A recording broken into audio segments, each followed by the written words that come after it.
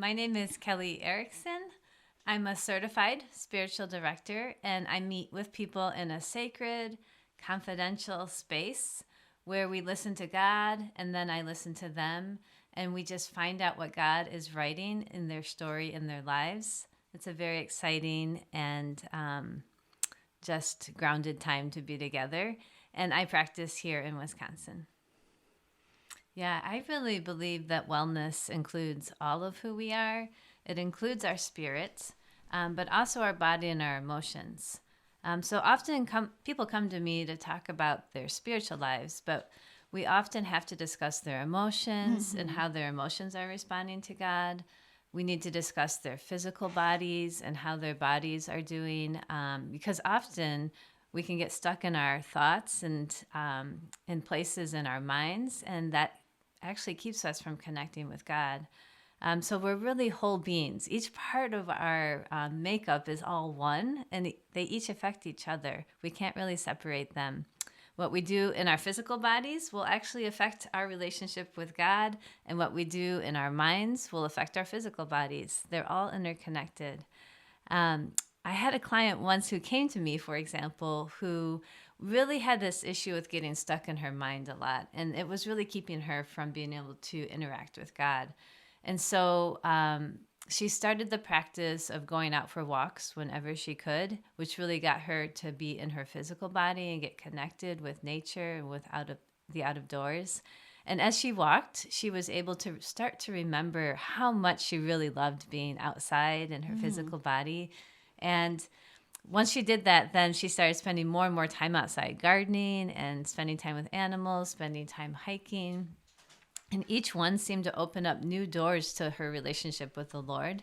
As she did that, she started to remember that her family really spent so much time when she was young outside, and that her parents loved the outdoors. And she started to have even these new dreams and invitations from God to maybe invite others to be outside with her and to come and experience the same thing that she had experienced, the goodness of being in her body outside with God.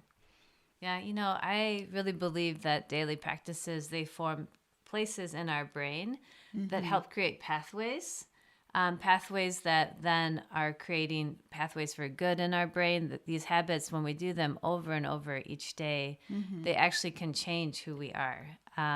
There's actually studies that say that 40% of our attitude can be changed by us, by our habits, by what we choose to do each day.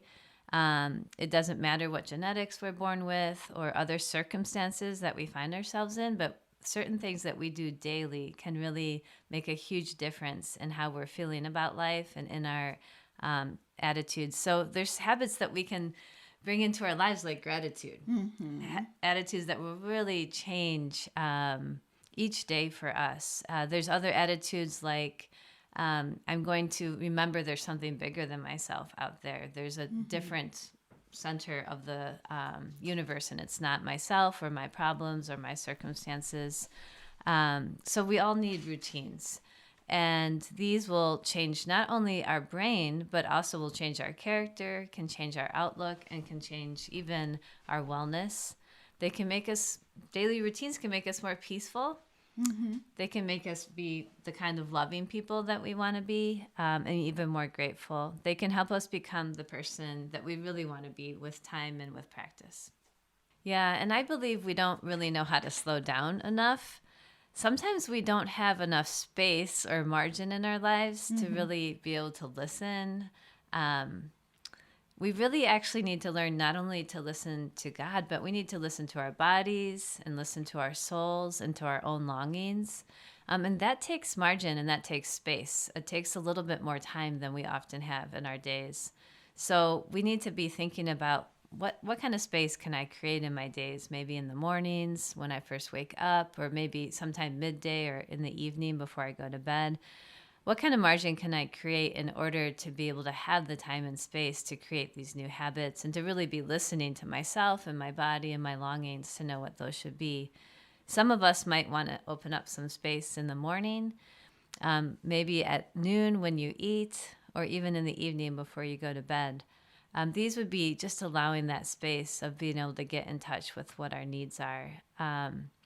And sometimes for where I'm coming from, we just need that extra space to be able to really just get comfortable and to listen and truly listen to God ourselves. When we went through a really hard time as a family, there was a tragic loss and we were grieving.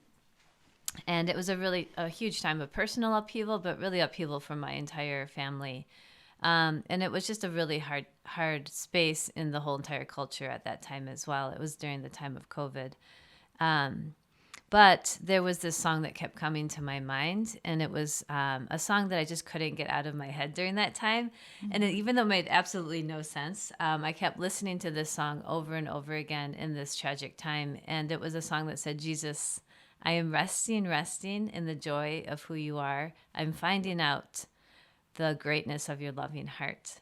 And even though probably everything in me, all my feelings and even the circumstances and even everyone who was really grieving around me, none of us really felt the loving heart of God at that time. But this song really helped keep me grounded in a way that it was a reminder for me of that deep heart of God, even in the midst of my feelings and the tragedy all around me and my family. And at that time, I really wanted to probably not do the habits that I had formed in my life, but I still got up. I still would get up early in the morning, still decided to read God's word. And then it was interesting because that song really helped point out to me when I would open God's word, I would see, wow, his steadfast love does endure forever, even in the midst of times like this, even in the midst of grieving and in the midst of tragedy, even in the midst of upheaval in our culture. So I think some of those things that we get in the habit of doing, they really help ground us in the midst of some of those really big upheavals. I remember just thankfulness really helped me too, where I was able to be thankful just for a bed, or thankful for the running water, or thankful for a warm shower. Each of those just helped me stay grounded in that really difficult time.